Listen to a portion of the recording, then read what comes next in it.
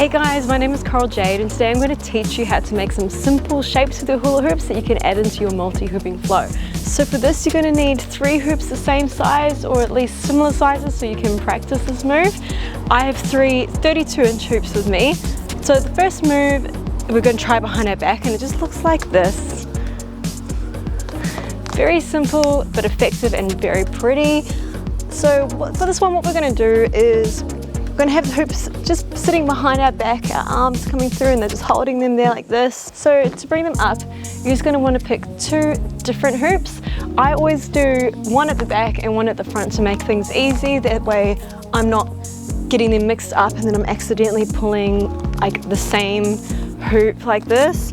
I always do it the same way. So for me, I always have my left hand go on the hoop that's furthest at the back and my right hand goes on the hoop that's furthest to the front. I always do it the same way, so on the spot I don't get confused and then I do it the other way around and then the next thing I've got both hands on like the front hoop or something like that.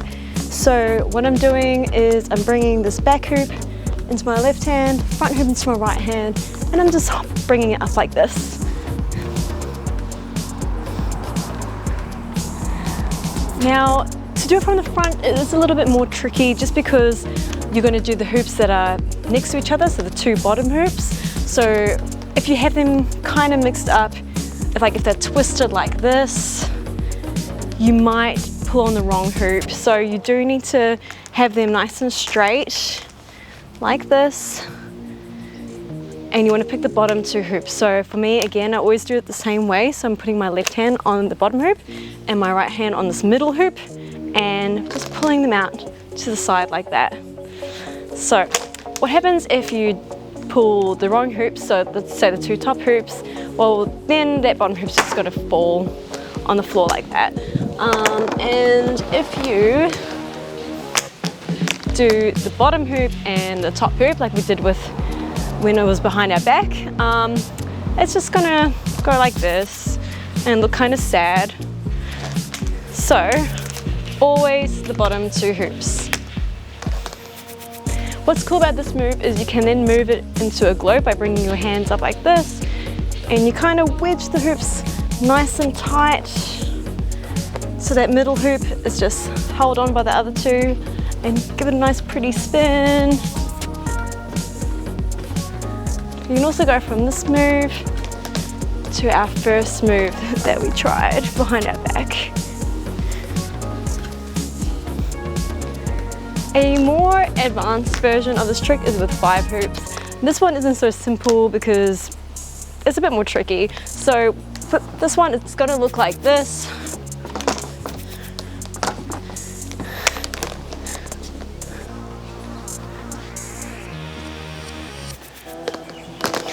To do this, what we're going to do is we're going to put the hoops in front of us, nice and straight again, as we mentioned before. And again, I always pick the same hands with the same hoops. So my right hand's going to go on this front one, then my left hand's on the next one. So that's so we can just bring it to the side, step through, bring the hoops over our head, and then we're going to do what we did before by pulling the back and the front hoop up like this. We can then move into a 5 hoop split.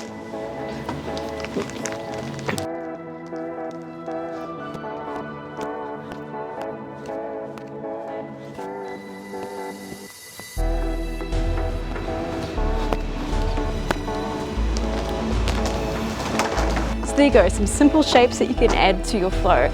The 3 hoops are very simple, but they look really effective if you do them nice and fast. They look very pretty. And then the 5 hoops takes a bit more practice, but if you get their 3 hoops down, you can give the 5 hoops a go, no problem.